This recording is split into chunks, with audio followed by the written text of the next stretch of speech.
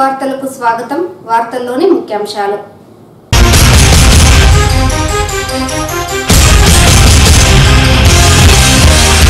సార్వత్రిక ఎన్నికల్లో విధులు నిర్వహిస్తున్న అధికారులందరూ అప్రమత్తంగా ఉండి ఎన్నికల విజయవంతానికి కృషి చేయాలి. జిల్లా ఎన్నికల అధికారి పిఎస్ ప్రద్యుమ్న.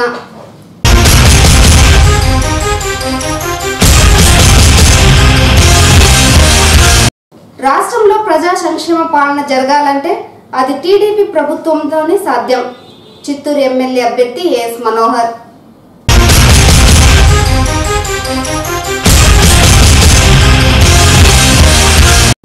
పేద బడుగు బలహీన వర్గాలు అన్ని రంగాలలో అభివృద్ధి చెందాలంటే వైసీపీ అధినేత జగన్మోహన్ రెడ్డిని అధికారంలోకి తీసుకురావాలి.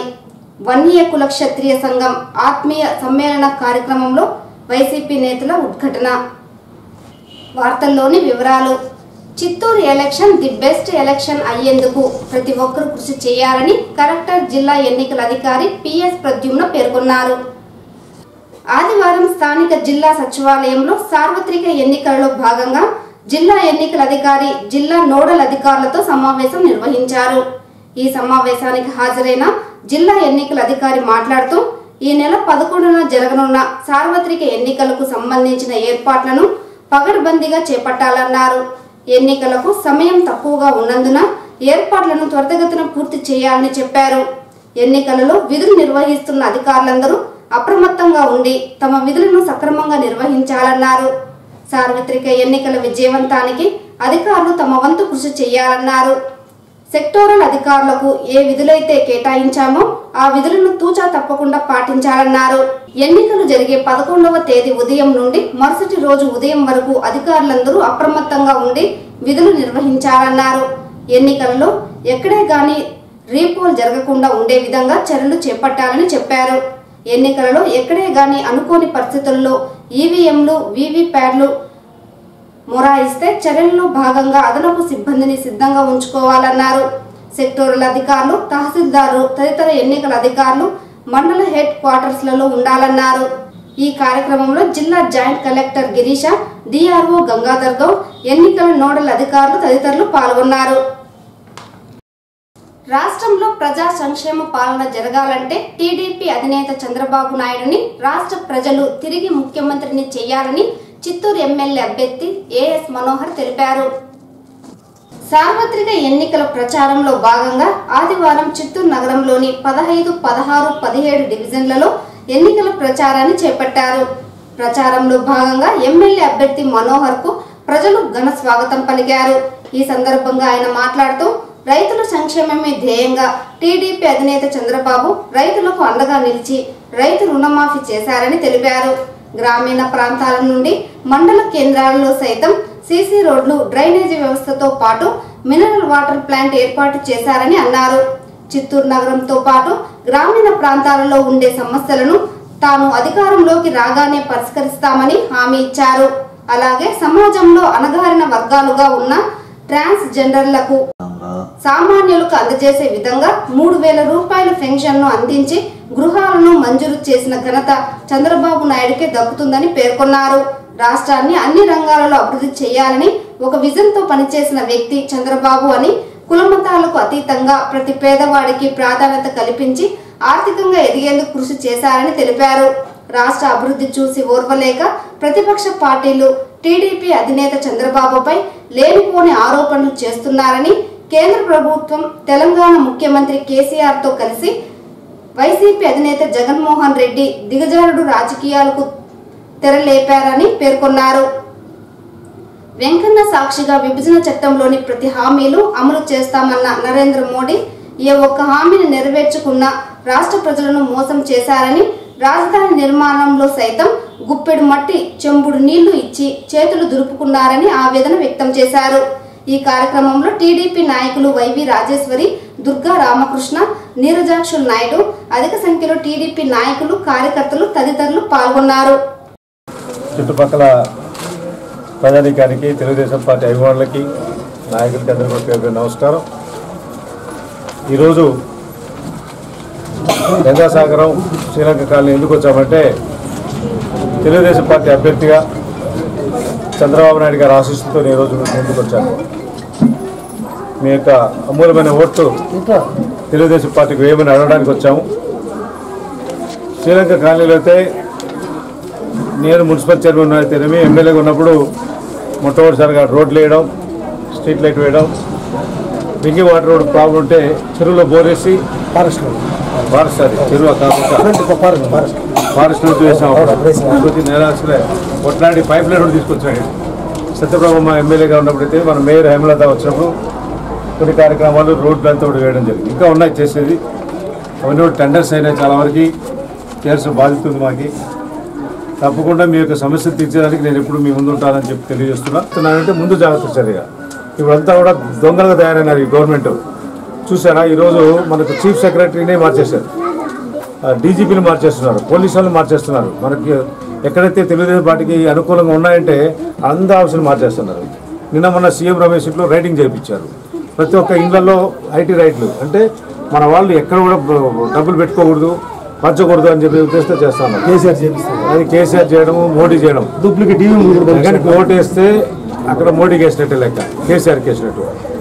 కేసీఆర్ మనకు అగైనెస్ట్, ఆంధ్రప్రదేశ్ డెవలప్ కాకూడదని ఉన్న వ్యక్తుల్లో కేసీఆర్ ఒకడు. మోడీ ఏమన్నాడు, అమరావతికి వచ్చి ఒక చెంబు నీళ్లు చెంబు మట్టి తీసుకొచ్చి పెట్టేసి వెళ్ళిపోయాడు. మనకేం డెవలప్మెంట్ చేయాలి అంటే నేను చేస్తానని చెప్పి తిరుపతిలో వెంకటేశ్వర స్వామి పాదాల దగ్గర చెప్పినటువంటి వ్యక్తి ఈరోజు నా వల్ల కాదు, మీకు స్పెషల్ స్టేటస్ ఇచ్చారు కాదంటున్నాడు. అంటే ఎంత మోసం చేస్తున్నారో ఆంధ్రప్రదేశ్ చూడండి. భారత ఎన్నికల కమిషన్ నిర్దేశించిన ఎన్నికల నియమావళిని ఖచ్చితంగా పాటించాలని రాష్ట్ర ప్రభుత్వ ప్రధాన కార్యదర్శి ఎల్వి సుబ్రహ్మణ్యం పేర్కొన్నారు. ఆదివారం వెలగపూడి నుండి సార్వత్రిక ఎన్నికలలో భాగంగా రాష్ట్ర ప్రభుత్వ ప్రధాన కార్యదర్శి మరియు రాష్ట్ర ప్రధాన ఎన్నికల అధికారి ఆధ్వర్యంలో జిల్లా కలెక్టర్లు, ఎస్పీలు తదితర ఎన్నికల అధికారులతో వీడియో కాన్ఫరెన్స్ నిర్వహించారు.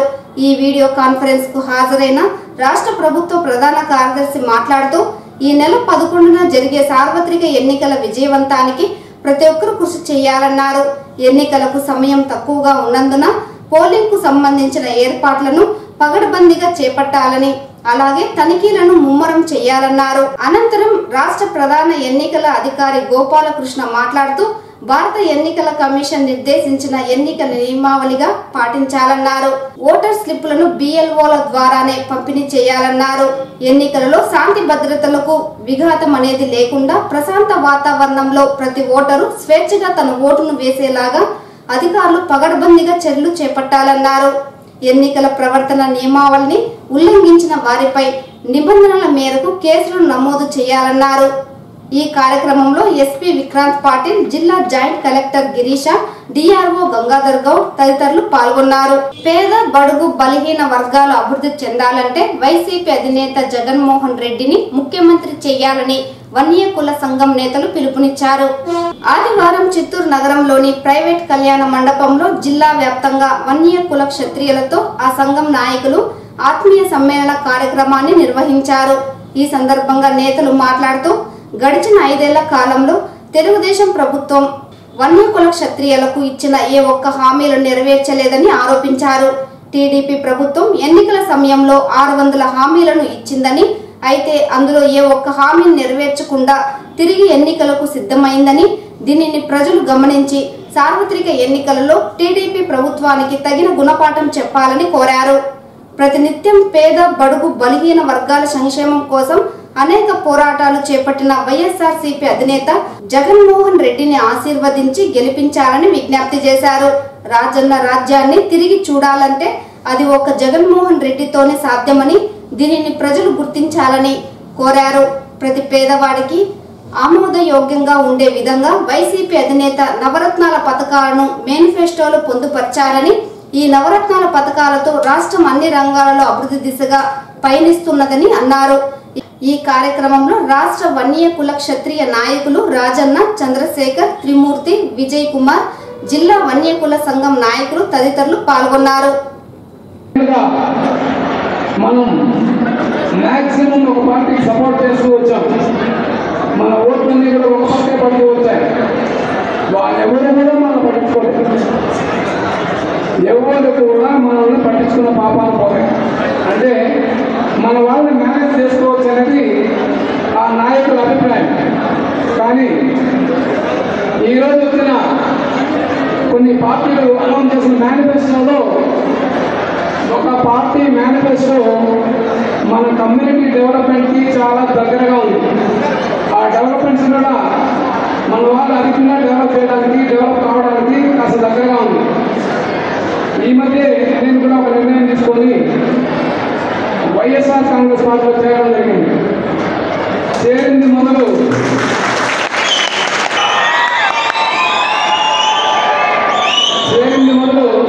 నేను జగన్మోహన్ రెడ్డి గారిని అడిగా, అన్నా చిత్తూరు జిల్లాలో మా వాళ్ళు ఇంత సంఖ్యాబలం ఉన్నారు, దాదాపు 6 లక్షల మంది ఉన్నాం ఈ జిల్లాలో. మన ఓటర్లు 6 లక్షల మంది ఉన్నారు. 6 లక్షల మంది ఉన్నారు. ఏమీ చేయడం కాదు, మాకు ఇప్పుడు దాకా గుర్తింపు కూడా లేదు, ఏం చేయాలని అడిగితే మీకు ఎందుకు, నేనున్నాను కదా ఖచ్చితంగా చేస్తాను, నాన్నగారు ఎలాగైతే అందరికీ ఉన్నారో నేను మీ గురించి రాష్ట్ర వ్యాప్తంగా మీ కమ్యూనిటీ గురించి నాకు మంచి అవగాహన ఉంది, ఖచ్చితంగా నేను మీకు ఎల్లవేళ మీ అవసరాల కోసం నేను పనిచేస్తానని చెప్పడం జరిగింది. ఖచ్చితంగా మనం ఒక నిర్ణయం తీసుకోవాల్సి వచ్చింది. అలాగే పెద్దిరెడ్డి రామచంద్రారెడ్డి గారు ఈ జిల్లాలో నాయకత్వం వహిస్తున్నారు, వైఎస్ఆర్సీపీ తరఫున ఈ జిల్లా నేతృత్వం వహిస్తున్నారు. ఆయన మినిస్టర్గా ఉన్నప్పుడు కానీ లేక ఏ పదవిలో ఉన్న రాష్ట్రంలో మన వాళ్ళు ఎక్కడ పోయి ఆయన అప్రోచ్ అయ్యి అయినా మేము ఫలానా మాకు ఈ పని కావాలంటే ఆయన ఇమీడియట్గా ప్రతి పని చేసి పెట్టాడు. ఇదే రాష్ట్రంలో కూడా. శ్రీకాళహస్తీశ్వరాలయంలో శనివారం రాత్రి ఉగాది ఆస్థానం ఆద్యాంతం ఆగమోక్తంగా జరిగింది. ఈ సందర్భంగా శ్రీ జ్ఞాన ప్రసూనాంబిక సమేత సోమస్కందమూర్తి ఉత్సవమూర్తులకు ఉదయం విశేష అభిషేకాలు అయ్యాక ప్రత్యేక రీతిలో అలంకరణలు చేపట్టారు. సాయంత్రం ఉగాది ఆస్థాన కార్యక్రమాన్ని వేద పండితుల మంత్రోచ్చారణ మధ్య ఆలయ అనువంశిక ప్రధాన దీక్ష గురుకుల్ స్వామినాథన్ ప్రారంభించారు. ఉత్సవమూర్తులకు విశేష పూజలు జరిపారు. ఈ కార్యక్రమంలో ఆలయ ఈవో శ్రీరామస్వామి, డిఈ జనార్దన్, ఆలయ పర్యవేక్షణ అధికారి లోకేష్ రెడ్డి, తనిఖీ అధికారి హరి యాదవ్, పిఆర్ఓ బాబు, లక్ష్మయ్య తదితరులు పాల్గొన్నారు. ముక్కంటి ఆలయ సిద్ధాంతి ములుగు రామలింగేశ్వర వరప్రసాద్ పంచాంగ పఠనం ఆకట్టుకుంది. సామాజిక వాతావరణ పరిస్థితులకు సంబంధించిన పంచాంగ పఠనం చేశారు. ఈ సందర్భంగా పలువురు భక్తులు ఆయన చెప్పే రాశి ఫలాలు, పంచాంగ పఠనాన్ని శ్రద్ధగా ఆలకించారు.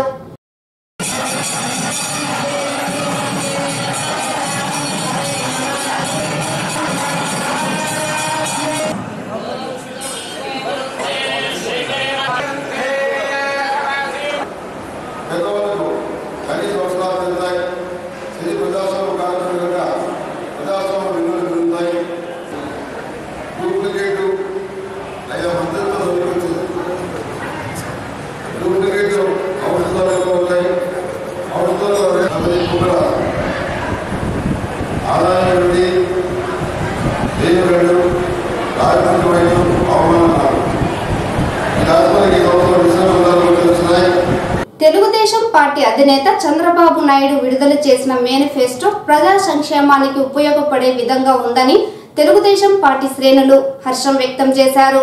ఆంధ్రులను కించపరిచేలా వ్యవహరించిన విజయసాయి రెడ్డిని రాష్ట్రం నుండి బహిష్కరించాలని ఎమ్మెల్సీ దొరబాబు డిమాండ్ చేశారు. తెలుగుదేశం పార్టీ అధినేత చంద్రబాబు నాయుడు విడుదల చేసిన మేనిఫెస్టో ప్రజలకు ఎంతో ఉపయోగకరంగా ఉందని ఎమ్మెల్సీ దొరబాబు అన్నారు. చంద్రబాబు నాయుడు విడుదల చేసిన మేనిఫెస్టోను ఆదివారం జిల్లా తెలుగుదేశం పార్టీ కార్యాలయంలో ఆ పార్టీ నాయకులు విడుదల చేశారు. ఈ సందర్భంగా ఎమ్మెల్సీ దొరబాబు మాట్లాడుతూ రాష్ట్రంలోని పేద, బడుగు, బలహీన వర్గాల ప్రజల అభివృద్ధిని దృష్టిలో ఉంచుకొని తమ పార్టీ అధినేత చంద్రబాబు నాయుడు మేనిఫెస్టోను రూపకల్పన చేశారన్నారు. రాష్ట్రంలో ప్రజా అభివృద్ధి జరగాలంటే తెలుగుదేశం ప్రభుత్వంతోనే సాధ్యమవుతుందన్నారు. ప్రజల కష్టాలు తీరాలంటే తెలుగుదేశం పాలనలోనే జరుగుతుందన్నారు.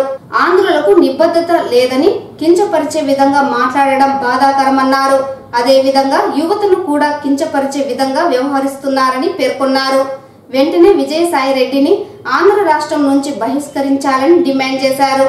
ఆంధ్ర ప్రజలను అవమానపరిచేలా వ్యవహరిస్తే చూస్తూ ఊరుకోమని హెచ్చరించారు. ఈ మీడియా సమావేశంలో చిత్తూరు నగర ఉప mayor Subrahmanyam, Chittoor town bank chairman Shanmugam, Surendra Kumar, Shri శిశు సంక్షేమ శాఖ డైరెక్టర్ వైవి రాజేశ్వరి తదితరులు పాల్గొన్నారు. ఇంతకుముందు వాళ్ళ ఫాదర్ రాజశేఖర్ రెడ్డి గారు ఉన్నప్పుడు ఏదైతే చెప్పినారో దాన్ని అమలు చేయలేదు అసలు. మరి ఈరోజు బియ్యం కూడా పంచుతామని పెంచలేదు. పగటి పూట 9 గంటలు విద్యుత్ ఇస్తామన్నారు కానీ అప్పుడు ఇవ్వలేదు. కాపులకు రిజర్వేషన్ ఇస్తామన్నారు, ఇవ్వలేదు. జగన్ ప్రకటించిన మేనిఫెస్టోకి విలువ లేదు అసలు. తెలుగుదేశం ప్రభుత్వం ఇప్పటికే అమలు చేస్తున్న పథకాలు తప్ప అదనంగా ఏమీ వైకాపా మేనిఫెస్టోలో పెట్టలేదు. ఈ విధంగా చూస్తే ఈరోజు తెలుగుదేశం పార్టీ మేనిఫెస్టోలో అన్ని వర్గాల వాళ్ళకి కూడా మరి దీన్ని ఇవ్వడం కూడా జరిగింది. అంతేకాకుండా ఈరోజు రైతులకి 12 అవర్స్, ఇప్పుడు 9 అవర్స్ ఇస్తున్నారు, పగటి పూట 12 అవర్స్ ఇచ్చేదానికి మరి సీఎం గారు కంకణం కట్టుకున్నారు. అదేవిధంగా ఈరోజు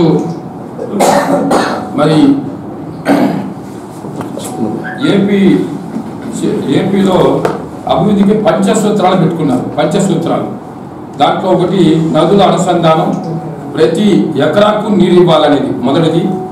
రెండోది అమరావతి ప్రపంచంలోనే ఉత్తమ నగరంగా తీర్చిదిద్దాలని. మూడోది కోస్తా తీరంలో 970 కిలోమీటర్లు మరి కోస్తా తీరం ఉంది. అక్కడ మరి దాన్ని ఈ టూరిజం కింద కానీ బీచ్ రోడ్స్ కానీ రెడీ చేస్తే బాగుంటుంది అది. నాలుగోది కాలుష్య రహితం ఇంధన వినియోగం, కాలుష్యంతో చేస్తూ ఎక్కడైతే కూడా బ్యాటరీ వెహికల్స్తోనే కార్లు కానీ బస్సులు కానీ పోయే విధంగా చేసే మాదిరి. ఇండస్ట్రీస్ 175 కాన్స్టిట్యుయెన్సీలను ఎంఎస్ఎంఈలు ఇండస్ట్రియల్స్ ప్రతి కాన్స్టిట్యుయెన్సీకి పెట్టేదానికి చేయడం జరిగింది. ప్రతి వ్యక్తి ఉన్నత స్థితికి వెళ్లాలంటే అది ధ్యానంతోనే సాధ్యమని pyramid spiritual society senior master Garlapati Sridevi పేర్కొన్నారు. ఆదివారం చిత్తూరు నగరంలోని లిటిల్ రోజ్ పాఠశాలలో Gautama Buddha pyramid health care centre pyramid health care పై ఆధ్యాత్మిక సదస్సు నిర్వహించింది. ఈ కార్యక్రమానికి ముఖ్య అతిథిగా హాజరైన శ్రీదేవి మాట్లాడుతూ భూలోకమే ఒక పాఠశాల అని నేర్చుకోవడంతో పాటు జ్ఞానం పొందడంతో యోగా పిరమిడ్ ఎంతగానో ఉపయోగపడుతుందని తెలిపారు.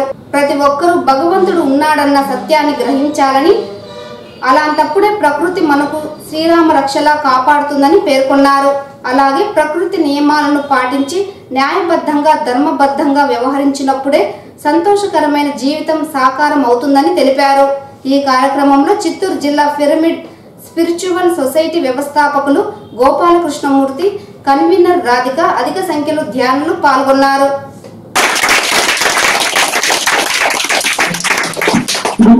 పిరమిడ్ స్పిరిచువల్ సొసైటీలో ప్రవేశించిన వాళ్ళందరూ 3వ స్థాయి బుర్రలు. వాళ్ళు ఆచరణలో పెడతారు, ఆచరణలో పెడతారు కాబట్టి పత్రిసారి మొన్న రీసెంట్ గా ఒక మాట మాట్లాడారు. ఏమని? ఈ సొసైటీలోకి కాలు పెట్టాడు అంటే వాడు గత జన్మల్లో 100 సంవత్సరాలు కళ్ళు మూసుకుని కూర్చుంటేనే ఈ పిరమిడ్ స్పిరిచువల్ సొసైటీలో కాలు పెట్టగలడు. లేకపోతే కనీసం కాలు కూడా పెట్టలేడు.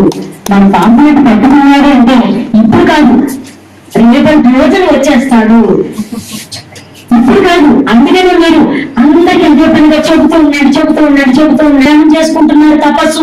అలాంటి కాలంలో ఏం మనం చాలా కాలం దాటేసి వచ్చేసాం, నాగరికత ప్రపంచంలోకి వచ్చేసాం. ఫాస్ట్ యుగం ఇక్కడంతా ధనం. ఈ వార్తలు ఇంతటితో సమాప్తం. నమస్కారం.